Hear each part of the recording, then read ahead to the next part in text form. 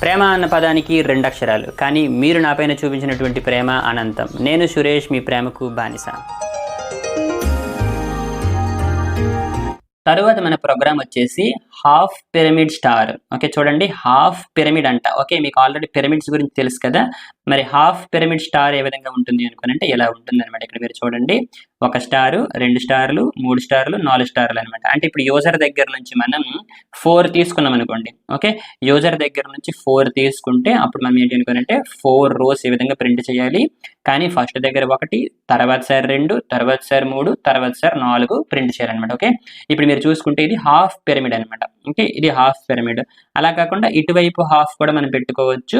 ఆ రెండు కలిపితే మనకి టోటల్ గా ఫుల్ పిరమిడ్ అనేది అవుతుంది అనమాట. సో ఇప్పుడు మనం చేస్తుంది ఏంటి అనుకోనంటే హాఫ్ పిరమిడ్ అనమాట. ఓకేనా? ఓకే, ఇప్పుడు దీనికోసం ప్రోగ్రామ్ రాద్దాం. ఓకేనా? సో సింపుల్గా ఏం చేస్తున్నాను అనుకోనంటే ఒక ప్రాజెక్ట్ని క్రియేట్ చేసేసుకుంటాను. ఫైలు, న్యూ, తర్వాత ప్రాజెక్ట్. ఓకే, తర్వాత ఎంటీ ప్రాజెక్టు, తర్వాత గో, ఆ తర్వాత సింపుల్గా నెక్స్ట్, ఆ తర్వాత ఇక్కడ మనం ప్రోగ్రామ్ 13. ఓకే, ఆ తర్వాత నెక్స్ట్, ఆ తర్వాత ఫినిష్. సో ఇప్పుడు మనకి ప్రోగ్రామ్ 13 అనేటువంటి ఒక ప్రాజెక్ట్ క్రియేట్ అవుతుంది. దాన్ని సెలెక్ట్ చేసేసుకొని ఫైల్ మీద క్లిక్ చేసి ఫైల్ మీద క్లిక్ చేస్తాం. తర్వాత C++ సోర్స్, తర్వాత గో, ఆ తర్వాత నెక్స్ట్, ఆ తర్వాత నెక్స్ట్, ఆ తర్వాత సింపుల్గా 3 డాట్స్ సెలెక్ట్ చేసేసుకొని ప్రోగ్రామ్ 13 అని ఇస్తాం. ఆ తర్వాత సేవ్ చేస్తాం. ఓకే, తర్వాత ఆల్, ఆ తర్వాత ఫినిష్. ఓకే, సో ఇప్పుడు మనకి ఏం జరిగింది, ప్రోగ్రామ్ 13 అనేటువంటి ప్రాజెక్ట్లో సోర్సెస్లో ప్రోగ్రామ్ 13.c అనేటువంటి ఒకటి క్రియేట్ అవుతుంది. సింపుల్గా మనం ఏం చేస్తాం అనుకోనంటే #include stdio.h, ఆ తర్వాత సింపుల్గా int main, తర్వాత రిటర్న్ 0. ఓకే, ఇక్కడ వరకు బాగానే ఉంది. ఇప్పుడు మనం లాజిక్ని ఆలోచిద్దాం. ఓకే, సో ఫస్ట్ మనం ఏం చేయాలనుకోనంటే యూజర్ దగ్గర నుండి ఒక నెంబర్ని అయితే తీసుకోవాలి. అంతే కదా, ఈ యొక్క పిరమిడ్లో మనకి ఎన్ని రోస్ కావాలో అడగాలన్నమాట. Okay, so for example user అనేవాడు 4 ఎంటర్ చేస్తున్నాడు అనుకుందాం. Okay, so for example user అనేవాడు 4 ఎంటర్ చేస్తే సో ఫస్ట్ మనం ఏం చేయాలి, ఫస్ట్ టైం. ఓకే, ఫస్ట్ మనం ఏం చేద్దాం అనుకోనంటే ఒక ఫర్ లూప్ని రన్ చేసుకుందాం. ఆ యొక్క ఫర్ లూప్ అనేది 4 టైమ్స్ ఇటరేట్ చేద్దాం. ఓకే, ఎందుకోసం అనుకోనంటే యూజర్ అనేవాడు 4 రోస్ ఎంటర్ చేశాడు కాబట్టి. ఓకే, ఇది ఫస్ట్ ఫర్ లూప్.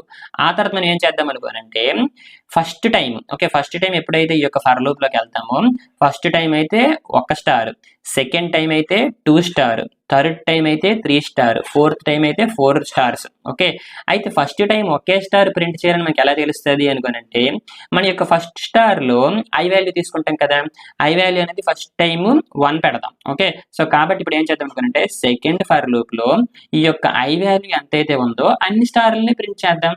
ఓకే, కొంచెం కన్ఫ్యూజన్గా ఉంది కదా, ఒకసారి ప్రోగ్రామ్ రాస్తే మీకే అర్థమైపోతుంది అనమాట. ఓకే, సో ఫస్ట్ మనం ఏం చేద్దాం అనుకోనంటే సింపుల్గా యూజర్కి రోస్ అడుగుదాం. ఓకే, ఇలా. So printf enter number of rose.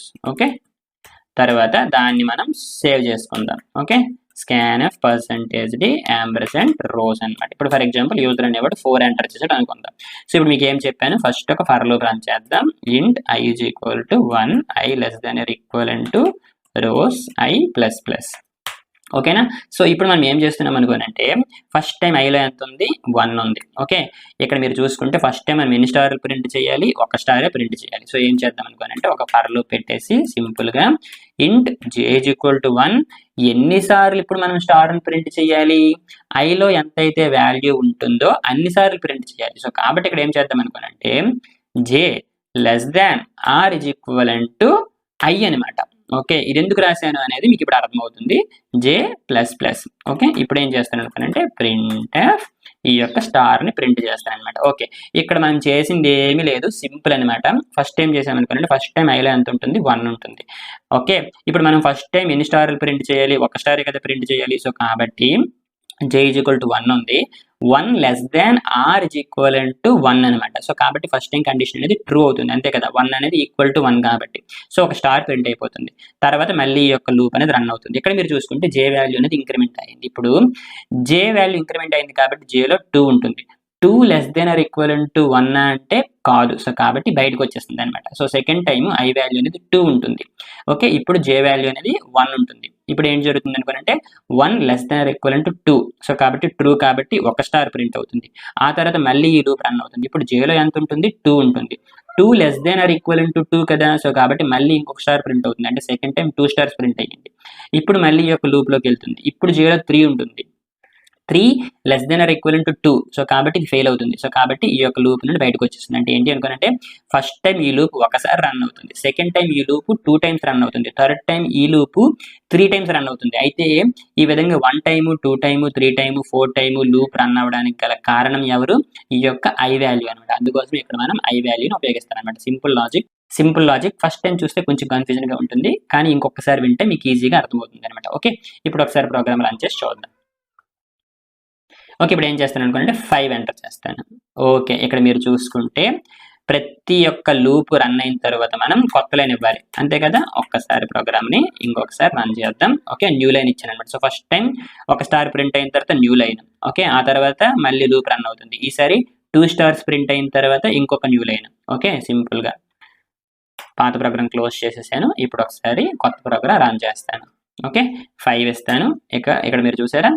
Okay, ఇక్కడ మీరు చూసారా, ఫస్ట్ టైం 1 స్టార్ వచ్చింది, సెకండ్ టైం 2 స్టార్స్ వచ్చింది. ఇలాగా మనకి ఇది హాఫ్ పిరమిడ్ అనమాట. ఓకే, ఇప్పుడు ఒకసారి ఇంకొక ఇన్పుట్ ఇచ్చి చూద్దాం. ఓకే, ఈసారి నేను 50 ఇస్తాను.